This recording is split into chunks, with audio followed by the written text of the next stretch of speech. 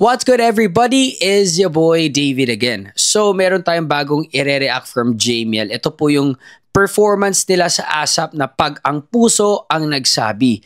And nung recent Sunday, meron din silang performance ng Muli.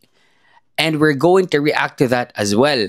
Now for now, ito muna, tapos yung Muli. And also, if gusto nyo mapanood yung mga reaction videos ko sa mga finalists or grand finalists ng school edition ng Tawag ng Tanghalan, make sure to subscribe kasi uubusin ko po yung grand finals na performances ng school edition. Okay? So yung kay Carmel, kang Avery, kang Isay, yung mga yun, yung nasa top 3 especially, okay?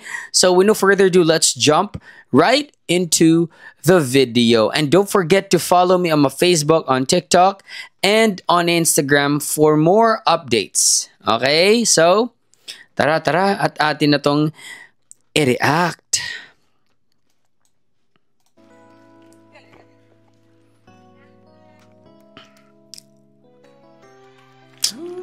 Ooh! They look so elegant.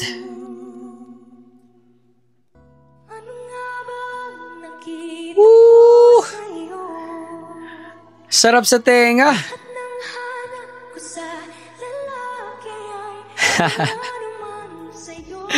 Wait lang. Grabe ang linis ng boses. Parang hindi live. Grabe ka, Mariel.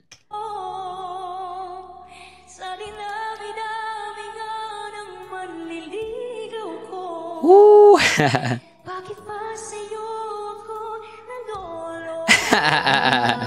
Wait lang. Gusto ko lang sabihin to, ang ganda ni Mariel sa kulay pink.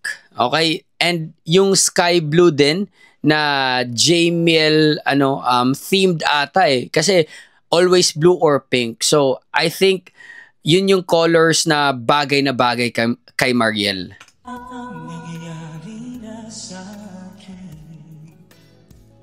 Kaliwan ka ng mga babae ito pala yung okay, I was reminded. Ito pala yung gusto ko sa kantang to.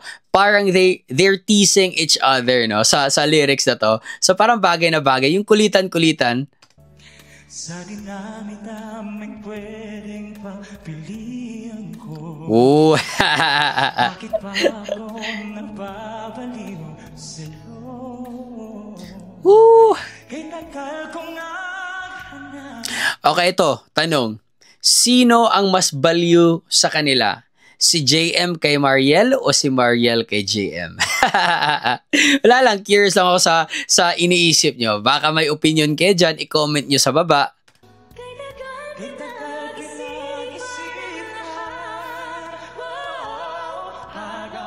Ang next.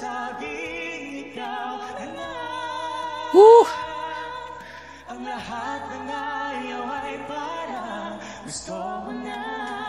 Galing talaga.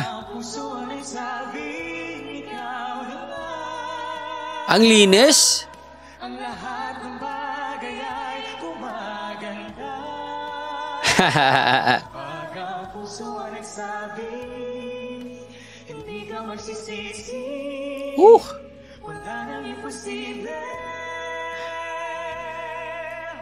Pag ang puso ay nagsabi, ikaw na nga.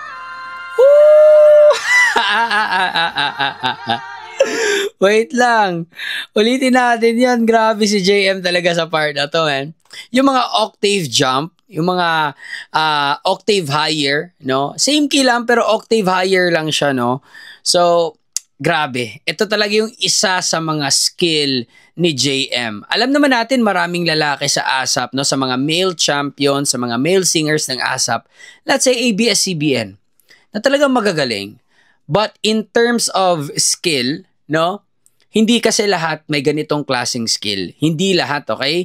Pwedeng may skill sa iba na wala kay JM, pero dito, talagang masasabi mo na hindi lahat ng male champions may ganitong skill kagaya kay JM, no? Napakaano niya eh. accurate niya sa mga octave jumps. Grabe, ang galing. Very impressive. Papakita ko to sa ate ko. Kasi yung ate ko, music teacher. So, paparinig ko to sa kanya na part. Itong kanta to. And, tingnan natin kung ano sasabihin niya. Okay? Ulitin lang natin yung part na yun, ha.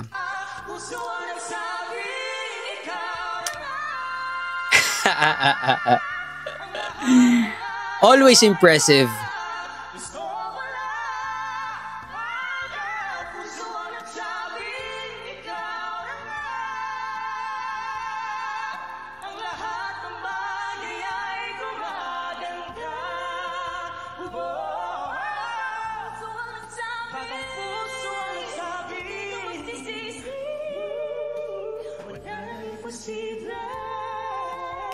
Woo!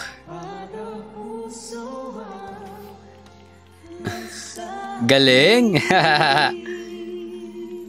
Galing! Alright! Grabe, sobrang impressive talaga. Like, super impressive talaga ni JM, no?